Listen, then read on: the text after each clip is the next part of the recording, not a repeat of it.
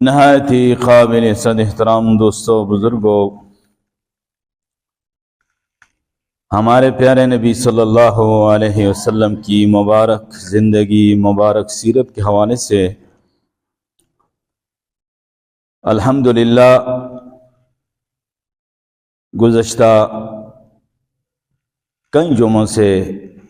پیارے محبوب کا یہ تذکرہ آپ کے سامنے رکھا ہوا ہے، اور عمر مبارک جب 15 سال ہوتی ہے تو اس وقت آپ صلی اللہ علیہ وسلم کا حرب فجار میں جو کردار تھا اس کا گزشتہ جمعے میں آپ کے سامنے ذکر ہوا۔ قبیلہ بنو قیس اور قریش کے درمیان یہ زمانہ جاہلیت کی ایک جنگ تھی، اور حرب فجار اس کو اس لیے کہا جاتا ہے کہ یہ نافرمانی کی، عصیان کی جنگ تھی کہ حرمت والے مہینوں میں یہ جنگ مسلط کی گئی تھی۔ آپ صلی اللہ علیہ وسلم نے اس جنگ میں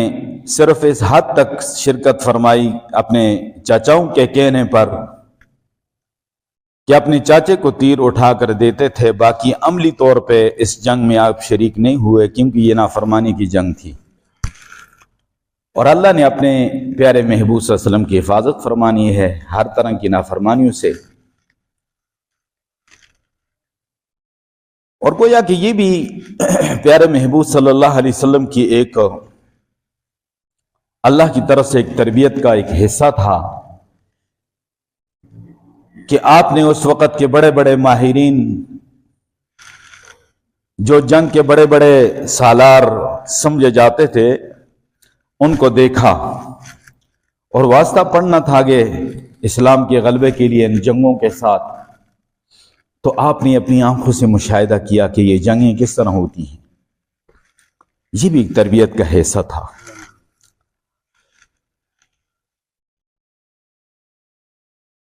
آپ صلی اللہ علیہ وسلم کی عمر مبارک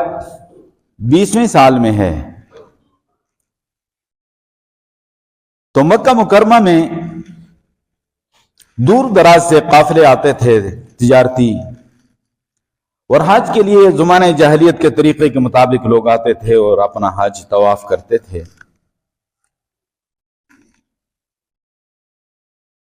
اور مکے میں ظاہری طور پہ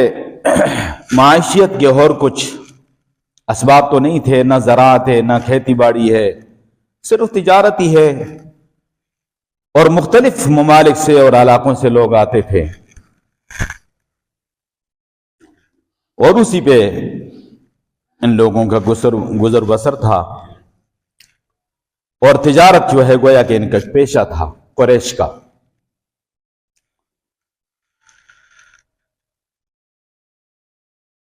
اور آج تک اگر دیکھا جائے تو پوری دنیا سے لوگ حرمین شریفین کی طرف آتے ہیں، اور وہاں پر تجارتیں ہوتی ہیں، اور وہاں پر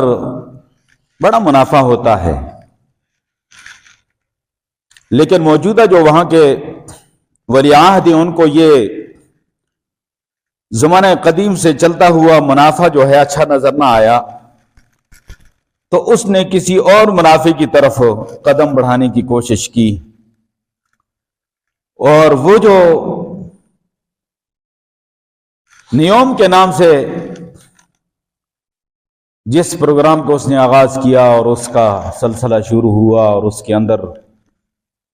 بے حیائی اور خرافات کا سلسلہ شروع ہوا، اور واللہ عالم ایک مقام پہ مجھے کوئی بتا رہا تھا کہ بیت اللہ شریف کی شبیہ میں اس طرح ایک شکل نظر آ رہی ہے جسے بیت اللہ شریف ہے، اس کے اوپر سے لائٹوں کی شائننگ ہے، واللہ عالم اس کے ارد گرد بے حیا اور فحاش قسم کی عورتیں وہ ناچ رہی ہیں۔ لیکن اس ولی عہد صاحب کو یہ پتہ نہیں ہے کہ یہ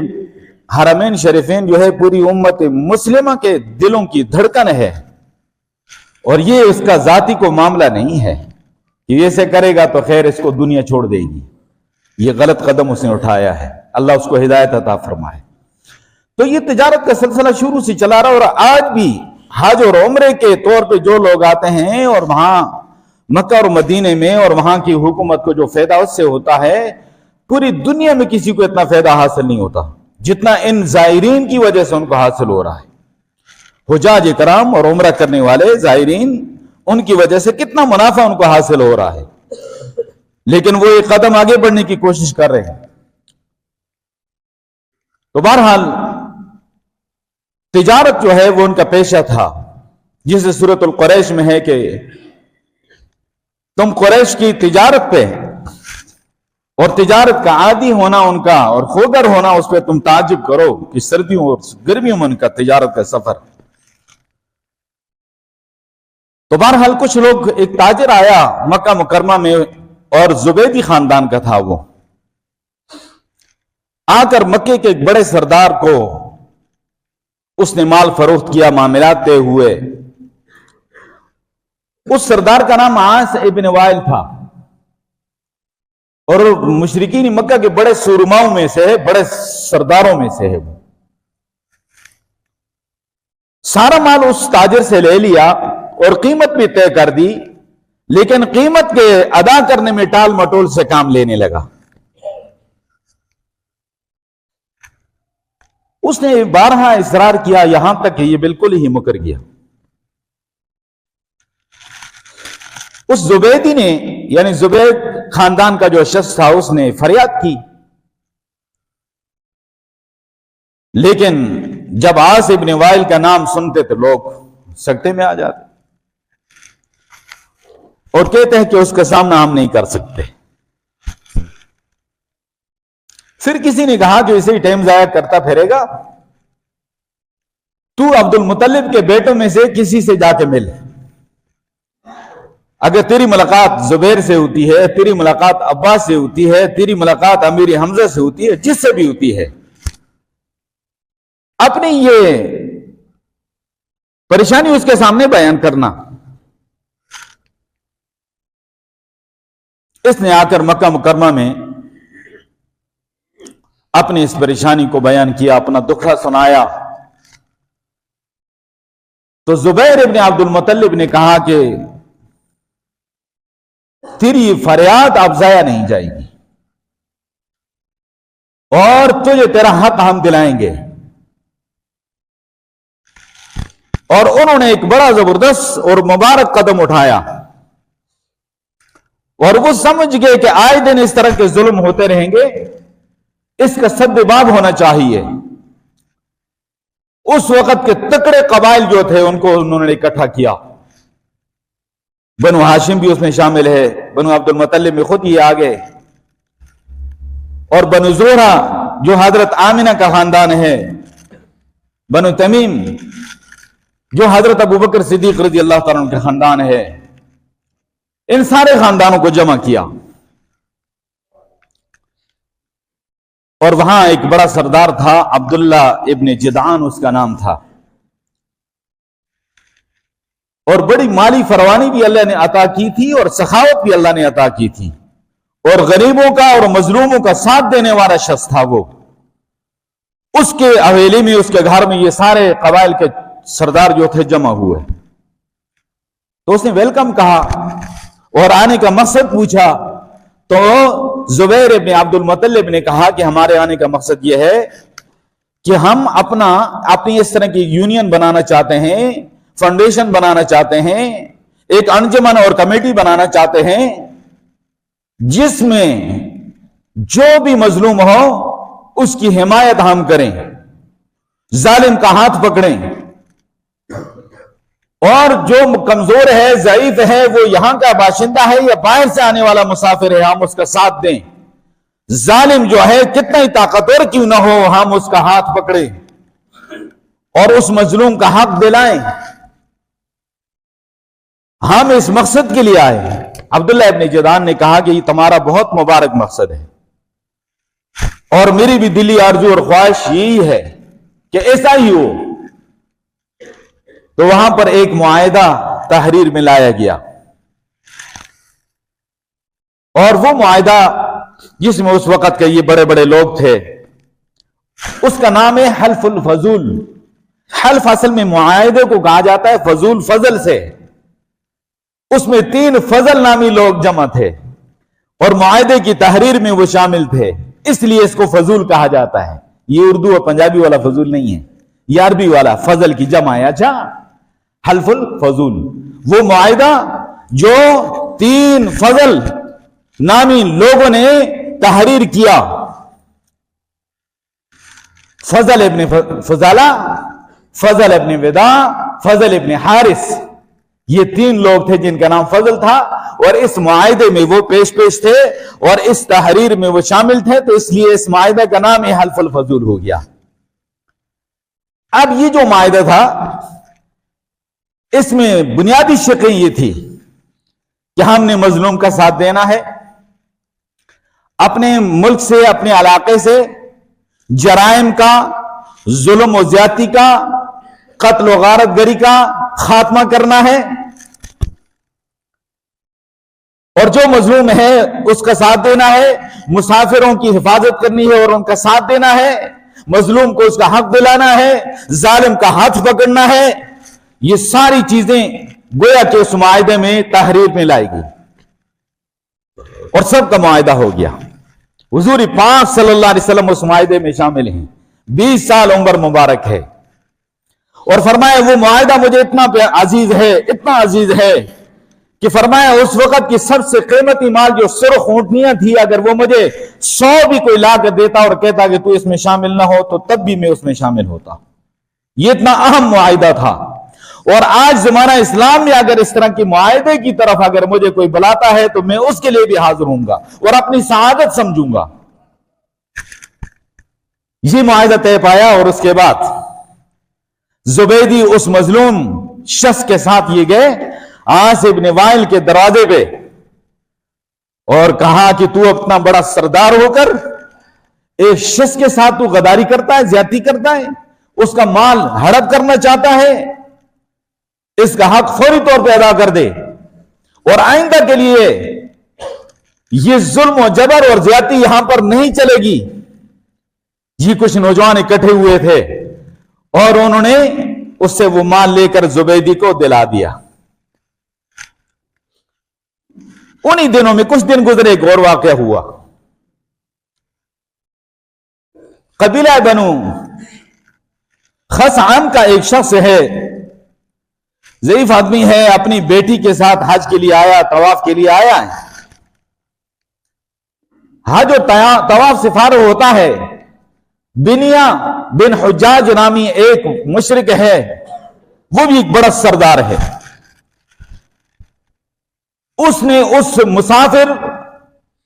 اور اس مظلوم بے کس شخص کی بیٹی پہ غلط نگاہ ڈال دی اور وہ تڑپ اٹھا، اس پہ ہاتھ ڈال کے گویا کہ اس کو اغوا کر لیا. یہ تڑپ اٹھا اور یہاں پر پھر لوگوں نے کہا کہ تو اسے ٹائم ضائع کرے گا. فوری طور پہ عبد المطلب کے بیٹوں میں سے جو تجھے ملے اس کے پاس اپنی فریاد لے کے پہنچا، یا پھر حلف الفضول جو معاہدہ کے جو اراکین ہیں، ممبران ہیں، ان میں سے کوئی بھی ہو اس سے جا کر بات کر. یہ فوری طور پہ گیا اور اس نے کہا کہ لوگوں میرے ساتھ تو بہت شرمناک ظلم ہوا اور حدود حرم میں ہو رہا ہے، اور اللہ کے مقدس گھر کی زیارت کے لیے میں آیا ہوں، میرے ساتھ ہو رہا ہے یہ ظلم، اور میری مدد کرو.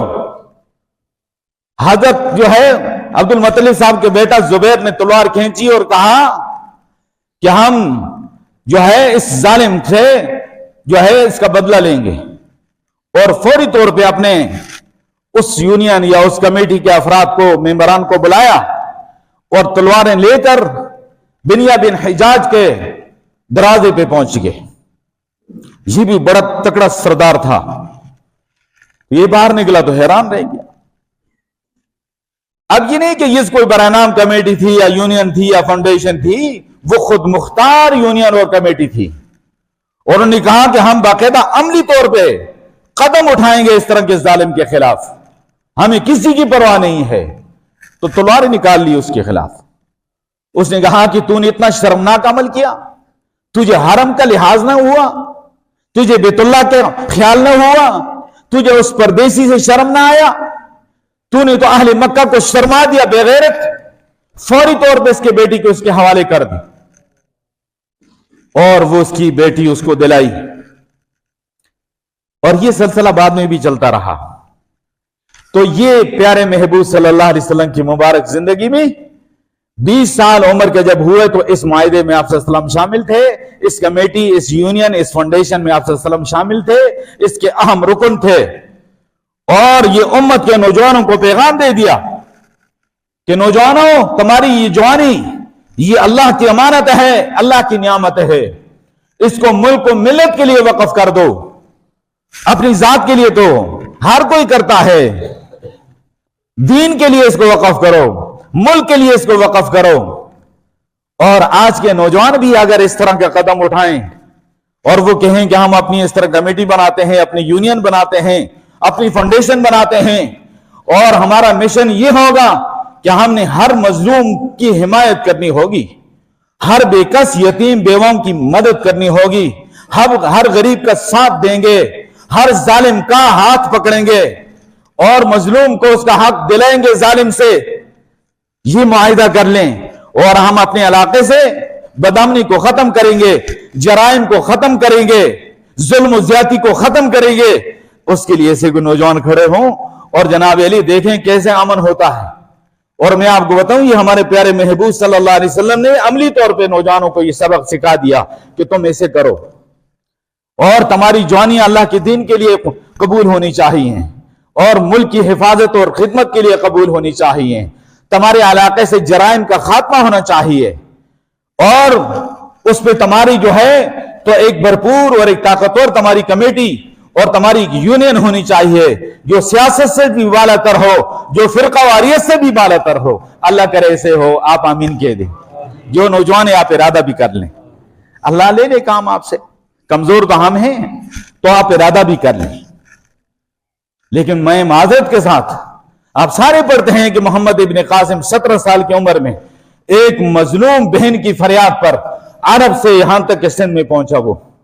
ایک مظلوم بہن کی فریاد پر عرب سے سندھ میں پہنچتا ہے محمد ابن قاسم،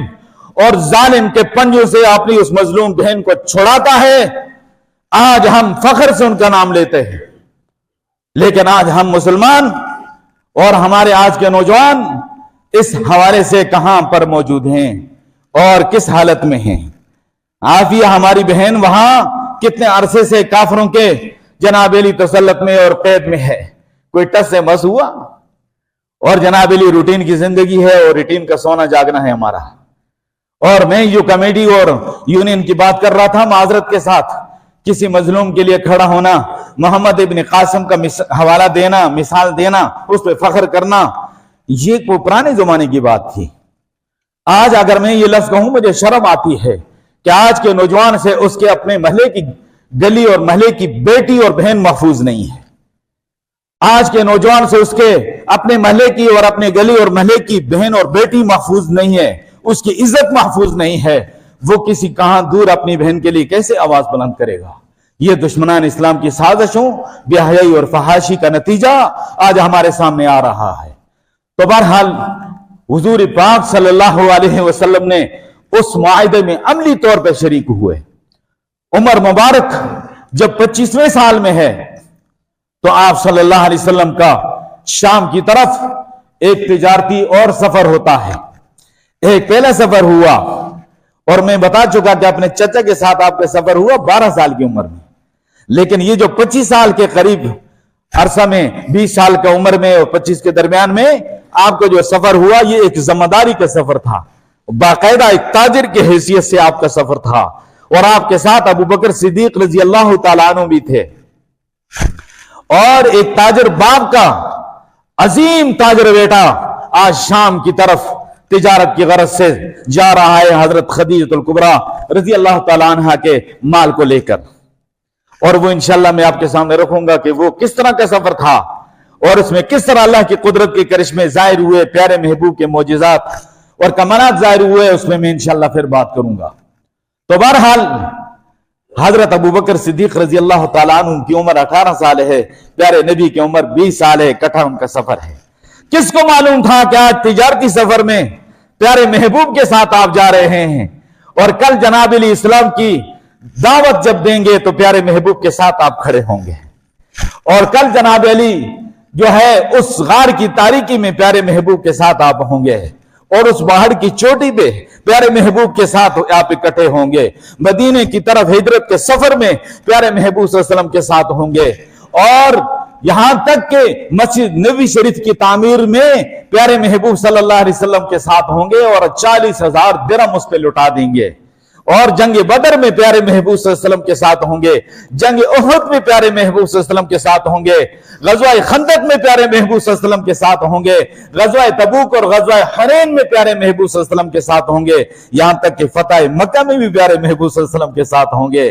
اور پھر جناب علی مزار میں بھی پیارے محبوب صلی اللہ علیہ وسلم کے ساتھ ہوں گے۔ یہ ابو بکر کی شان ہے کہ اللہ نے ہر مقام پہ ان کو اولیت افضلیت عطا فرمائی۔ سب سے پہلے پیارے محبوب صلی اللہ علیہ وسلم پہ ایمان لانے والے ابو بکر ہیں، سب سے پہلے معراج سے واپسی پہ پیارے محبوب صلی اللہ علیہ وسلم کی تصدیق کرنے والے ابو بکر ہیں، ہجرت کے سفر میں سب سے پہلے پیارے محبوب کا ساتھ دینے والے ابو بکر ہیں، مدینہ طیبہ کے سفر میں پیارے محبوب کا ساتھ دینے والے اور سفر کرنے والے ابو بکر ہیں، مسجد نبوی شریف کی تعمیر کرنے والے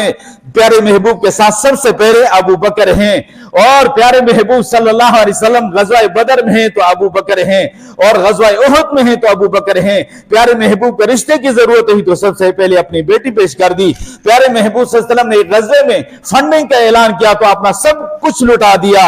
اور اپنا جو ہے دین اسلام پہ اپنا سارا سرمایہ لٹانے والا ابو بکر، 40,000 درہم لے کر ہجرت کے سفر میں نکلنے والا ابو بکر، مسجد نبوی شریف کی اپنے ذاتی سرمایہ سے وہ زمین خرید کر تعمیر کرنے والا ابو بکر، پیارے محبوب صلی اللہ علیہ وسلم نے جس کے بارے میں فرمایا جس کا مجھ پہ احسان تھا اس کے احسان میں نے دنیا میں چکا دیا، ایک ابو بکر ہے کہ جس کا احسان میں دنیا میں نہ چکا سکا، اللہ خود اس کا بدلہ عطا فرمائیں گے۔ وہ ابو بکر حضرت فاطمہ کا حق ہڑپ کر سکتے ہیں بھائی؟ جس نے سب کچھ دین پہ لٹایا وہ حضرت فاطمہ کا حق ہڑپ کر سکتے ہیں؟ اس نے سب کچھ دین پہ لٹا دیا، اللہ اکبر۔ اور مشکل وقت میں امت کو سنبھالا، مشکل وقت میں پیارے محبوب صلی اللہ علیہ وسلم نے دنیا سے پردہ فرمایا، مختلف فتنوں نے سر اٹھایا، اور اس وقت امت کو سنبھالا جس شخصیت نے، وہ حضرت ابوبکر صدیق رضی اللہ تعالیٰ عنہ تھے۔ فتنہ انسی و کذاب مٹایا ابو بکر نے، آپ کی زبان پہ یہ لفظ آ جائے فرشتے لکھ لیں گے، فتنہ انسی و کذاب مٹایا ابو بکر نے، زمانے سے زور ردت کا ہٹایا ابو بکر نے، روم و فارس کو خاک میں ملایا ابو بکر نے، کفر کو موت کا پیغام سنایا ابو بکر نے، یا تو صدیق اکبر کے اوصاف کا اقرار کرو، یا تو صدیق اکبر کے اوصاف کا اقرار کرو، ورنہ لازم ہے کہ قرآن سے انکار کرو۔ قرآن کہتا ہے نا ثانی اثنین، ثانی اثنین ہے اللہ کا شیدائی ہے، ثانی اثنین ہے اللہ کا شیدائی ہے، مرکبی پہلو ہے احمد میں جگہ پائی ہے۔ ان کی عظمتوں کو سلام، انشاءاللہ اس موضوع پہ آگے بات ہوگی۔ وآخر دعوانا ان الحمد۔